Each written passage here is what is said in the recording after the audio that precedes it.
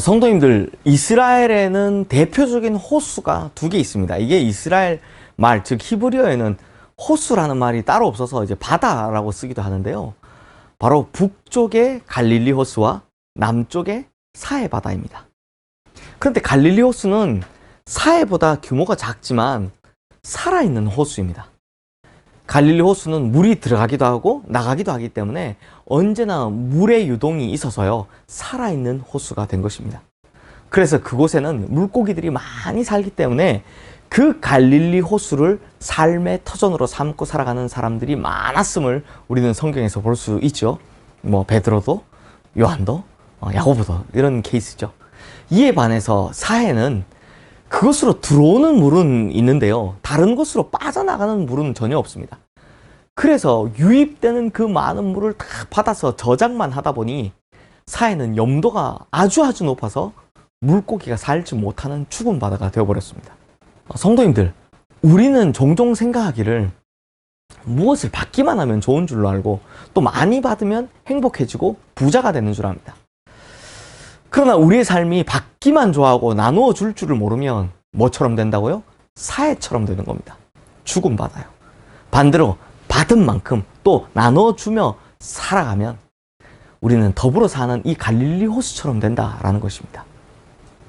성도님들, 우리 하나님은 축복의 하나님이십니다. 그리고 모든 축복이 하나님으로부터 옵니다.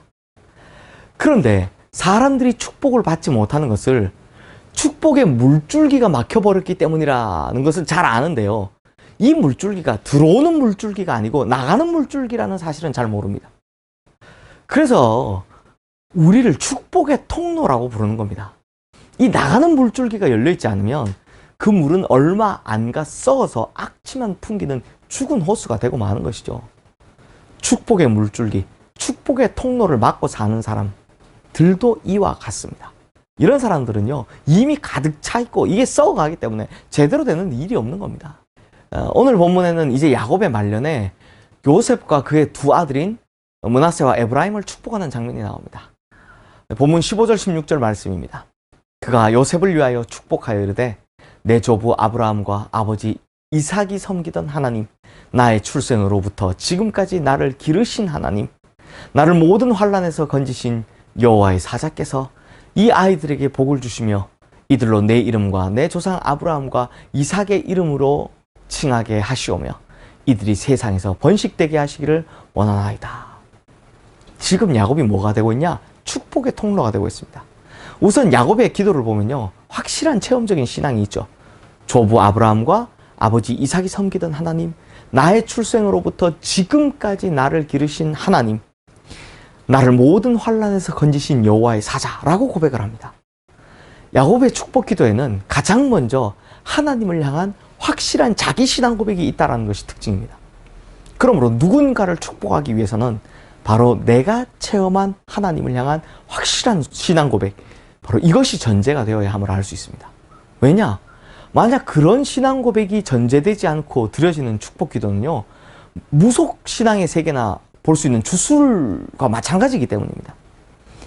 그런 체험적인 하나님에 대한 고백 이후 하는 축복이 이렇습니다.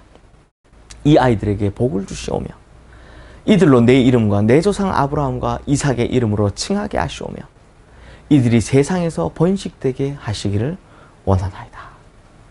아브라함의 후손이 하늘의 별과 같이 많게 되리라는 것은 하나님께서 먼저 하신 약속이었습니다. 그리고 오늘 본문의 야곱은 그 하나님의 약속을 기반에 두고 축복 기도를 하고 있습니다. 우리 생각에는 하나님께서 한번 약속하셨으면 됐지, 그럼 반드시 지킬 것인데 뭘 더 걱정하는가, 이렇게 생각하시겠지만 성도님들, 축복은요, 흘러가야 합니다.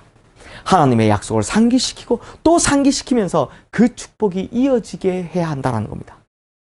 아브라함에게 임했던 하나님의 축복이 이삭에게, 이삭에게 임했던 그 축복이 다시 야곱에게, 그리고 그 축복은 또다시 요셉과 그의 후손들에게 쭉 이어지게 하고 있다는 겁니다.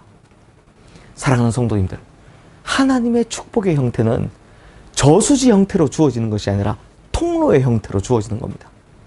저수지에 물을 담으면 썩게 될 뿐이지만 이 통로를 통해서 흘러가면 더 많은 생수가 솟아나게 되는 것입니다. 앞서 말씀드린 것처럼 사해는 크지만 저수지이므로 물이 고여서 더 이상 뻗어나갈 수가 없죠. 그래서 아무것도 살 수가 없습니다. 하지만 갈릴리 호수는 계속해서 흘려보내므로 작지만 물고기가 살고 어부가 생기는 등 더 큰 풍성함을 누릴 수 있게 되는 것입니다. 그러므로 하나님의 축복의 형태는 내게 쌓이는 축복이 아니라 다른 사람들과 함께 즐거워하는 축복인 거죠. 그래서 축복의 통로가 되는 사람은 지나가는 곳곳마다 하나님의 축복이 선포되는 것입니다. 성도님들, 오늘날 한국교회가 잘못 가르쳐서 우리가 축복의 통로가 되지 못하고 축복의 저장고에 내 것으로만 쌓아두기 때문에 결국 이 축복이 썩어져 나가고 있는 것입니다. 그러나 우리에게 임한 축복, 이걸 나누면 더더욱 풍성하게 될 줄로 믿습니다. 사랑하는 성도님들, 지금 내 안에 임한 하나님의 축복 기도를 통해서 보다 많은 사람들과 함께 나눔에서 오는 그 기쁨과 풍성함, 바로 이 기쁨과 풍성함이 우리 성도님들의 가정과 직장과 삶의 모든 자리 위에 임하기를 주님의 이름으로 축원합니다. 기도하겠습니다.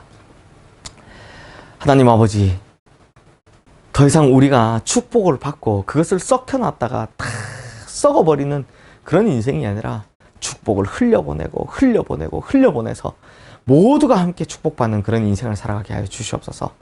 축복에 대한 개념을 바꿔주시고 지금 내가 이렇게 흘려보내는 것이 모두가 다 함께 축복받는 길임을 믿고 우리가 축복을 흘려보내는 진짜 체험의 신앙인들 되게 하여 주시옵소서. 예수 그리스도 이름으로 기도드리옵나이다. 아멘.